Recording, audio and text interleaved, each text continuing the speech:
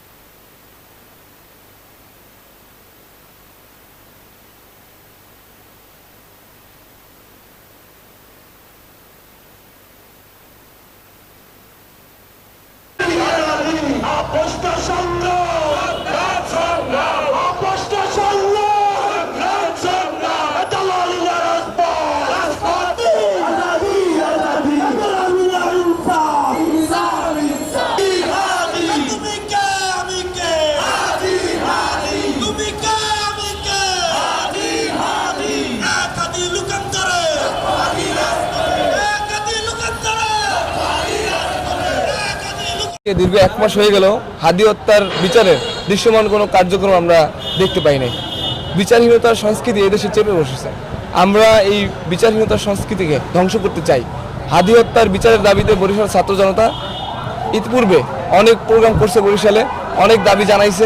আজকে সেই দাবিরই একটি অংশ, আজকে আমরা হাদি হত্যার বিচারের দাবিতে আজাদি মার্চ করতেছি। আমরা চাই হাদি হত্যার দ্রুত বিচার হোক এবং যারা এই হত্যার সাথে জড়িত তাদেরকে অতি দ্রুত আইনের আওতায় নিয়ে আসা হোক। এর মূল দাবি হচ্ছে আমরা হাদিবের হত্যার বিচার চাই। আপনারা জানেন যে এতদিন ধরে প্রায় 30 দিন হয়ে গেছে, অথচ আমরা হাদিবের বিচার এখন পর্যন্ত পাইনি। আমরা খুব জোর কণ্ঠে বলে দিতে চাই যে আমাদের হাদি হত্যার বিচার অতি দ্রুত করেন।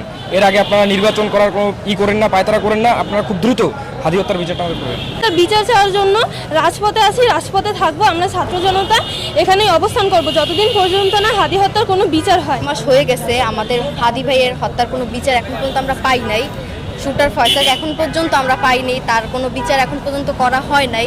তাই আমরা আজাদি মাস আজকে আবার আমরা একটা মিছিল বা একটা র্যালি আমরা আবার অনুষ্ঠান করতেছি, একটা অ্যারেঞ্জমেন্ট করেছি। আমরা হাদি ভাই হত্যার বিচার চাই এবং যতদিন না পর্যন্ত বিচার হচ্ছে আমরা চালিয়ে যাব সংগ্রাম। দেখছেন যে শহীদ ওসমান বিন হাদি অনেক দিন হয়েছে নিহত হয়েছে, কিন্তু তার যে হত্যার বিচার তা এখনো সুষ্ঠুভাবে সম্পন্ন হয়নি। এক প্রকার শুধু শরীফ ওসমান হাদির বিষয় না, এক প্রকার বিচারহীনতাই কাটছে বাংলাদেশ।